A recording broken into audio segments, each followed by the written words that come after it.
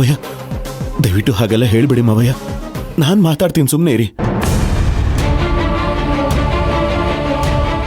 ಜ್ಯೋತಿ, ದಯವಿಟ್ಟು ನನ್ನ ಕ್ಷಮಿಸು. ನೋಡು, ನಾನು ಬೇಕು ಅಂತ ಬಂದು ನಿನ್ನ ತಪ್ಕೊಂಡಿಲ್ಲ. ನೀನ್ ಕಾಣ್ತಾ ಇರ್ಲಿಲ್ವಲ್ಲ, ಎಲ್ಲಿ ಹೋಗ್ಬಿಟ್ಯೋ ಏನಾಗ್ಬಿಟ್ಟಿತ್ತು ಅಂತ ತುಂಬಾ ಹೆದರ್ಕೊಂಡ್ಬಿಟ್ಟಿದ್ದೆ.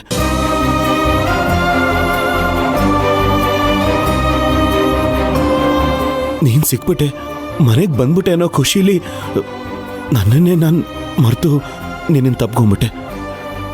ದಯವಿಟ್ಟು ನನ್ನ ಕ್ಷಮಿಸ್ಬಿಡು ಜ್ಯೋತಿ. ನೀನೇನ್ ಶಿವರಾಜು ಅವಳ ಹತ್ರ ಕ್ಷಮೆ ಕೇಳ್ತಾ ಇದೀಯಾ?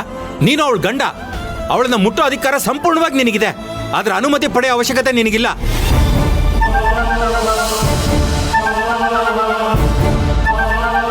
ಏ ಜ್ಯೋತಿ, ಯಾಕೋ ಅತಿ ಆಗ್ತಿದೆ ನಿಂದು. ಇವತ್ತು ನಿನ್ನ ತುಂಡ್ ತುಂಡಾಗಿ ಕತ್ತರಿಸಾಕ್ಬಿಡ್ತೀನಿ. ನೀನು ಹುಟ್ಲೇ ಇಲ್ಲ ಅನ್ಸ್ಬಿಡ್ತೀನಿ.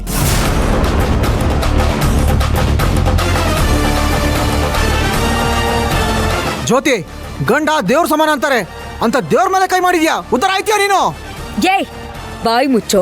ನೀನು ಮನೆ ಆಳ್ತಾರ ಇರು. ನನಗೆ ಬುದ್ಧಿ ಹೇಳಕ್ ಬರ್ಬೇಡ. ಏ ಜ್ಯೋತಿ, ಯಾರನ್ನೇ ಆಳು ಅಂತಿದ್ಯಾ? ಅವನು ಈ ಮನೇಲಿ ಒಬ್ಬ. ಅದು ನಿಮಗಾಗಿರ್ಬೋದು, ನನಗ ಅವನು, ನಿಮ್ಮ ಅಳಿಯ, ಅವನ್ ತಂಗಿ ಎಲ್ರೂ ಹೊರಗಿನವ್ರೆ. ಜ್ಯೋತಿ, ನಾನು ಕೆಂಪ ನಿನ್ ದೃಷ್ಟಿಲಿ ಹೊರಗಿನವರೇ ಇರಬಹುದು, ಆದ್ರೆ ಅಣ್ಣ ನಿನಗ್ ತೋಳಿ ಕಟ್ಟಿರೋ ಗಂಡ. ಸ್ವಲ್ಪ ಮರ್ಯಾದೆ ಇರ್ಲಿ. ಓ, ಮರ್ಯಾದೆ? ಪಂಚಾಯತಿಲಿ ಗಂಡನ್ ಚಪ್ಪಲಿ ಹೊಡೆದವಳು ನನಗ್ ಮರ್ಯಾದೆ ಪಾಠ ಹೇಳಕ್ ಬರ್ತಾ ಇದ್ಯಾ?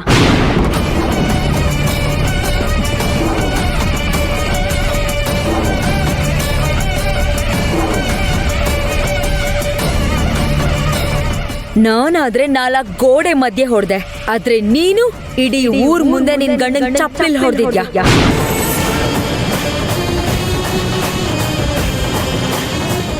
ಈಗ ಒಂದಾಗಿದ್ದೀರಾ ಅನ್ನೋ ಮಾತ್ರಕ್ಕೆ ನಿನ್ ಗಂಡ ದೇವ್ರಾಗ್ಬಿಟ್ಟ?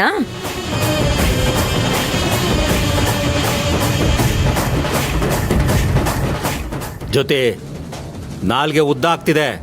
ಆ ಸಮಯದಲ್ಲಿ ಇಂದ್ರ ತಪ್ಪು ಮಾಡಿದ್ದ, ಅದಕ್ಕೆ ಆ ರೀತಿ ನಡ್ಕೊಂಡ್ಲು. ನನ್ನ ಅಳಿಯ ಏನ್ ತಪ್ಪು ಮಾಡ್ದೆ ಅಂತ ಅವನ ಮೇಲೆ ಕೈ ಮಾಡ್ದೆ?